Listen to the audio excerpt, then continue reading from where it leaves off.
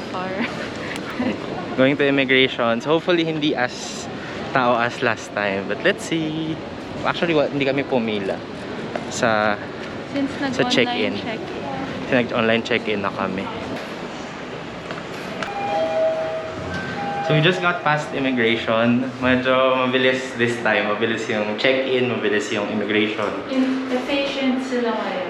All counters are open, so medyo mabilis. We'll check airport lounges kung open kasi medyo maaga pa.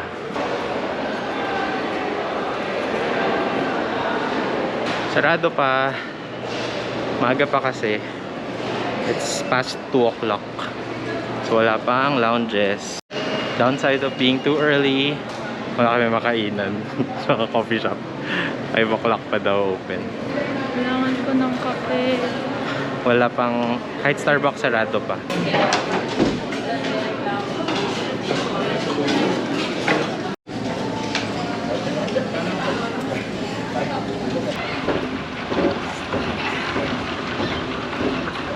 Waiting game kami. Comfy shoes tayo this trip. Tinago na rin natin yung octopus card natin from last trip. So, hindi tayo bibili. Ito yung tourist version ng octopus card. So, non-refundable.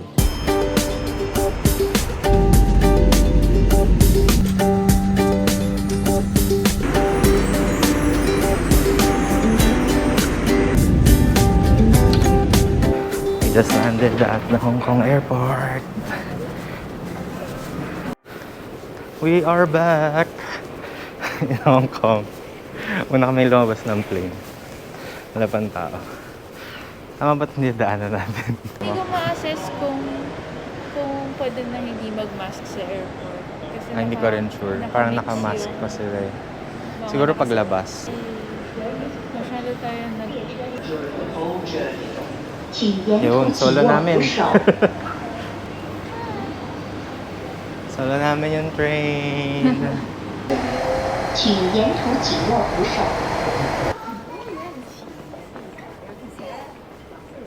Yan, dito nyo fill upan sa immigration part yung immigration arrivals form. So kuha lang kayo dito ng form, tapos pwede na kayo magsulat. Yan, ganito yung form. Tada! I think this is the fastest natin, no? Sa airport ever, I think. Baggage 9. Yeah. Just get our luggage. We're done with immigration. We're done with the health check. Although wala namang hiningi. Yeah. Walang hiningi. Pero ready kami ng results ng rapid antigen just in case they ask for it. Pero same as last month, hindi naman sila humingi ng any proof. So after nyo kunin yung luggages nyo dito, lalakad lang kayo dito sa may customs area. Dito sa may customs, last gate na yan. So after nyan, outside na.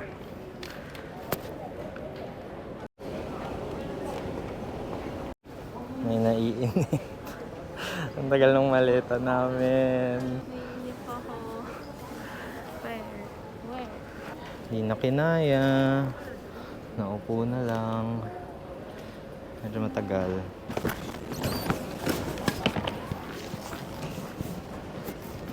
Let's go!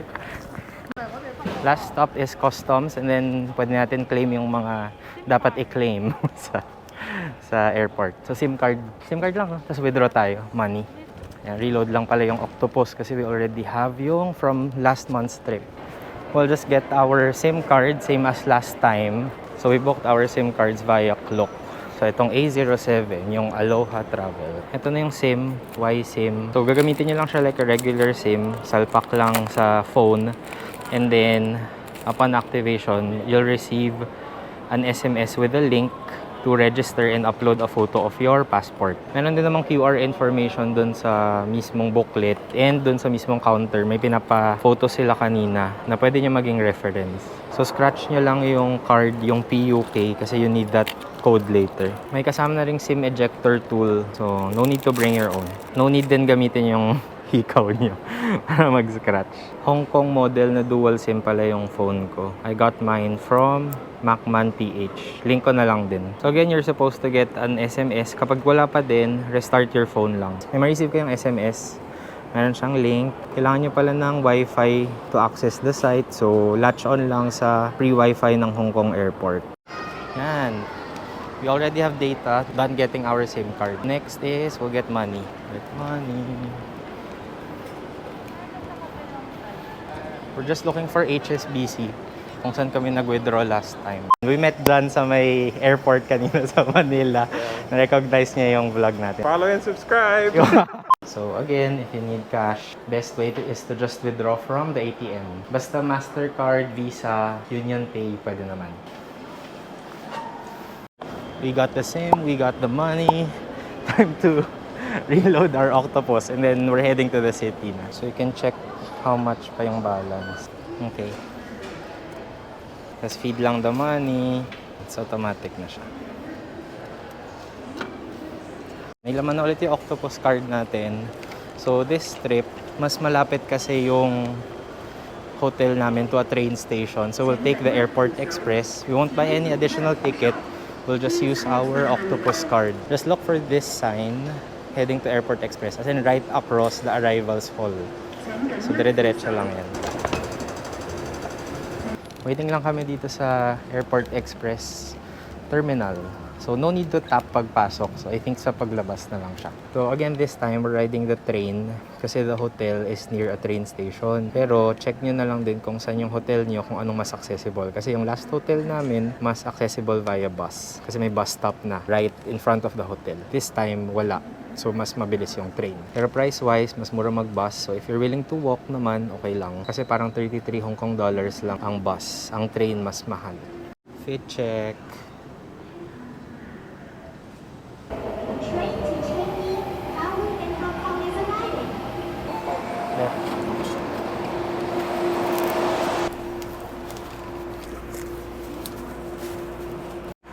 So, ito yung Airport Express. Meron namang mga lalagyan ng luggage. Tapos, free seating siya. So, no reserve seating naman. And so far, walang tao. Almost solo yung train.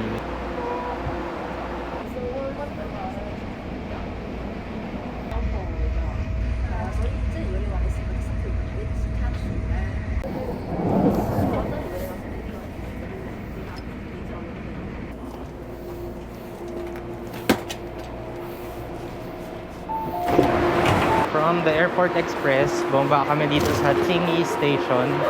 Tapos lilipat lang kami ng Orange Line.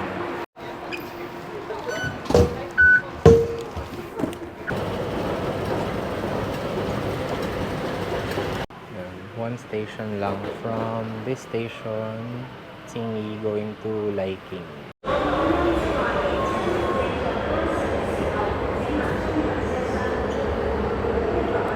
Sa TST na tayo, medyo maulan.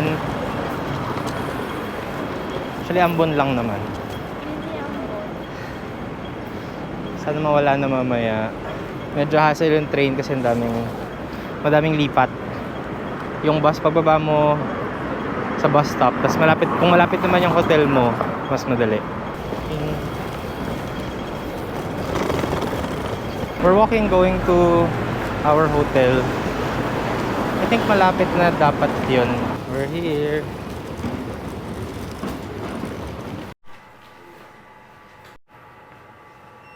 Hi guys, quick room tour. Hindi kami naka-room tour agad kasi sobrang pagod kanina.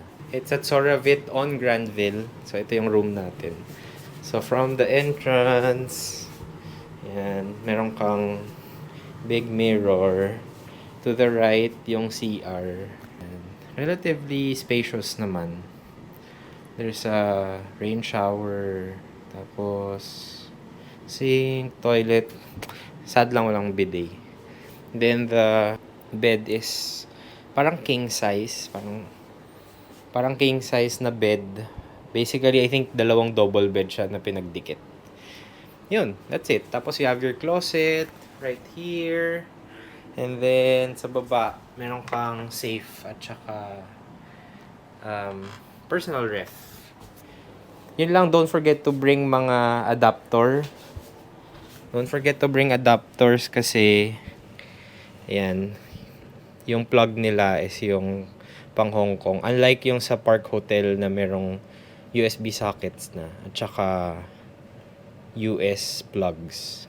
So ginagawa namin pala pag ganyan, we only bring one adapter tapos kakabit namin sa extension cord. Tapos nandun na lahat ng kailangan i-charge. That's it. So after shooting this, punta naman kami sa Victoria Peak.